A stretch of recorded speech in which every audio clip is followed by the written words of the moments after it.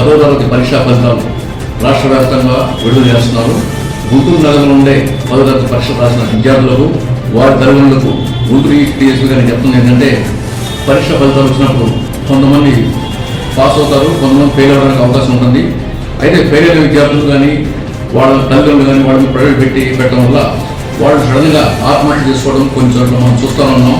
దీని గురించి నేను చెప్పేది ఏంటంటే, తల్లిదండ్రులకి ముఖ్యంగా చెప్పేది అంటే, పిల్లల్ని అబ్జర్వ్ చేయండి, పేరెంట్ పిల్లల్ని దగ్గర తీసుకోండి, వాళ్ళని సమాధానం చేయండి, వాళ్ళకి ఎట్లా నచ్చ చెప్పండి, ఇట్లా కాదు బాబు నెక్స్ట్ టైం మనం రాయొచ్చు అని చూసుకోండి. అట్లా విద్యార్థులు కూడా చెప్పేదంటే, అందరూ పరీక్ష పాస్ కాదు, ఎప్పుడైనా ఏ సంవత్సరమైనా కొంతమంది ఫెయిల్ అవుతారు.